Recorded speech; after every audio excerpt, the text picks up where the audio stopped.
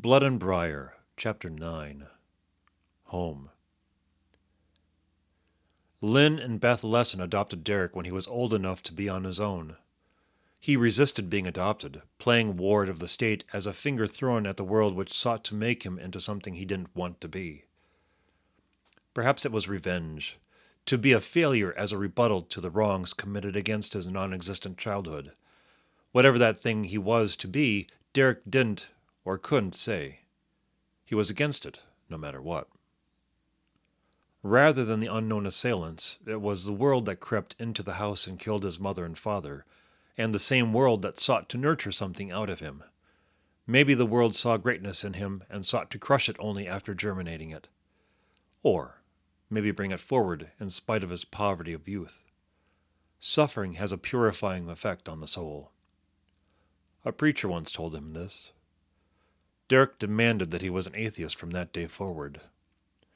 Like so many other stances he took, Derek wasn't convinced of this atheism any more than he believed the perceived world was out to get him. It was a stance to take, so he took it, if only to have it. He faced the memory of his parents' death like a shield against feeling what it was to suffer such loss. To turn the thing which gave you great pain into a protection against pain turns to madness. Lynn and Beth were a cheerful duo who just happened to not be able to have children. When it did happen, an impossible possibility, the child was stillborn. The revelatory grief from the infant's death brought Lynn and Beth to a resurgent religious faith. Both had been raised Christian. In fact, church was where the two met. Wandering wayward from the word, they lived a well-to-do life until the reality of the little death settled the resolve to return to the flock. Pain and grief does different things to people. Some are torn and shredded and burned alive inside, with no other chance but to end it completely, by knife, by noose, by bullet, or by deep, watery hereafter. Others return to God. Others return to previous selves as a psychological reset, a moral fetal ball. Some evade the grief. Some run completely from it. Others embrace it and are changed by it. Others are still consumed by grief through self-destruction. Regardless, Lynn and Beth grieved completely. The soul was sacrificed so that another may live. The couple sought to adopt. The one thing grief did was consume time. Between the death of their child and the decision to adopt, a decade had slipped by. It took another 5 years to endure the waiting list. By the time everything was ready, they were old. So, they chose a child that was nearly grown up. There were warnings. Derek is dangerous. He was traumatized. He was bitter. He was an outcast. He rebels. He fights. He makes enemies better than friends. To the couple, Derek looked like any other young man. He was shortly on his own. There were so many other options for the couple, and so many who implored them towards those options. You see a rebel. I see someone searching. You see defiance. I see pain. You see bitterness. I see lost hope. You see something broken. I see a path to redemption. Their minds were set. When they were alive, Lynn and Beth asked no questions about Derek's past. What was the source of his pain? What was he grieving for? What traumatized him? These questions were meaningless, as the only question to ask was, what is his future?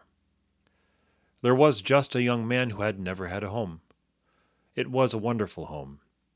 There were snow-filled yards in winter, windows dressed in Halloween decorations and Christmas lights, the trees bright and shimmering all the way through New Year's. In summer, the vast yards were radiant with flowers and art. The house was huge and bright, warm and inviting. All of these things were mysterious to Derek. He returned to a truncated childhood in spite of his age, in order to explore experiences he never had before. In the short time he lived with them, he couldn't help but be a stranger, as if an organ had been transplanted into a body and was being rejected. He never knew how people lived this way, to sit in a yard and talk about nothing in particular, without that nagging dread under the skin for some minor or major catastrophe to take the rest of his time away.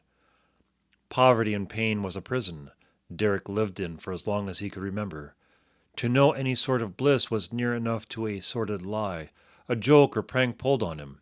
Derek kept waiting for the punchline, up until Lynn drew his last breath and died in his own bed. Beth went shortly after. There was this young man on the cusp of reaching a moment of understanding, and now that punchline he waited for arrived. The kindly saints who brought him into their home and heart were gone. Unlike the vicious murder, they had passed by the only logical method possible, old age. To live like one is immortal was to risk dying fast and dying young. Derek lived with ghosts for the first few months. Quick to know time was short, Lynn set up his will and living trust, and left Derek as the sole executor of the assets and property. From a bitter, embattled, wounded animal to someone's son, a resurrected man in the open arms of two loving people, now the young man was alone. The sudden wealth he was left with meant nothing to him, the context of longing for such things lost to him after so many years. Left to bare survival, from day to day, the concept of wealth was as alien as if from a different planet. As such, he was bereft of envy. This lack of envy would be easily explained if he had carved the riches out with his bare hands. He was a young man made wealthy after his foster parents passed.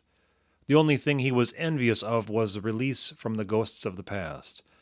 That good life lived, and now gone.